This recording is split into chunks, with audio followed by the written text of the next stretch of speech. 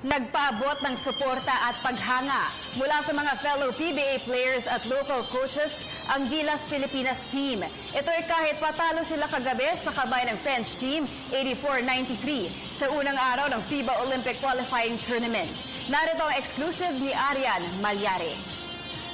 Kinakailangang maipanalo ng Gilas Pilipinas ang kanilang laban kontra New Zealand team sa pagpapatuloy ng FIBA Olympic Qualifying Tournament sa Pasay City ngayong gabi. Ito'y matapos silang yumukod sa powerhouse France kagabi, 84-93. Pinangunahan ni EuroLeague star Nando De Colo ang atake ng France na nagbaon ng 27 points, 6 rebounds at 3 steals, na sinundan ang double figure ni San Antonio Spurs point guard Tony Parker na kumamada naman ng 21 points at 6 assists.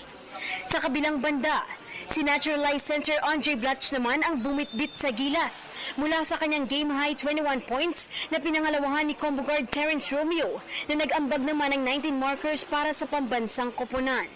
Ngunit sa kabila ng pagkatalo, naniniwala ang ilang PBA players at local coaches na aming nakapanayam na lumaban ang Gilas hanggang sa huling segundo ng laro at hindi lamang basta nagpatalo sa French squad.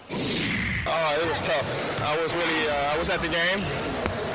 They got up by double figure in the first half. Everybody failed to notice the Gilas played well last night. It's just France played better.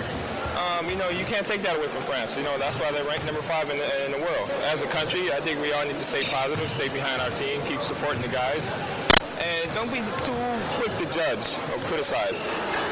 Things happen for a purpose. Yung puso ng gusto naman, sayang lang talaga na medyo siguro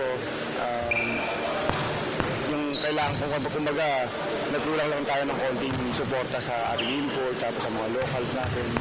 Pero andun talaga malakas din talaga kasi ang France, wala tayong magagawa. Team na yun tayo, kailan lang tayo binuo, kaya hindi na rin sila, pero good job. Dahil dito, naniniwala sila na kailangang magdoble gigil ang Gilas ngayong gabi kontra New Zealand upang manatili pang buhay ang kanilang tsansa na umabante sa semis. All Gilas has to do is come out and play just the same way they played last night's game, and less turnovers. I think they can beat them. And I want them to win because I want them to get in the second round and put themselves in a position to be a contender.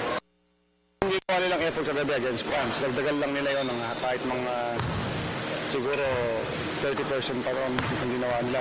Possible tayo manalo naman. Ano yung 30%? Pagka lahat umiisko, bawat ipasok, maganda laro.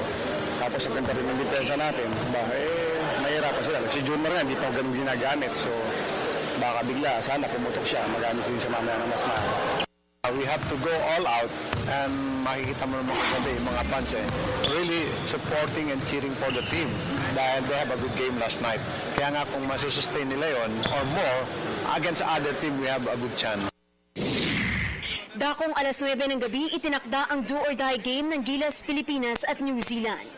Para sa PTV Sports, Arian Malyari, Telebisyon ng Bayan.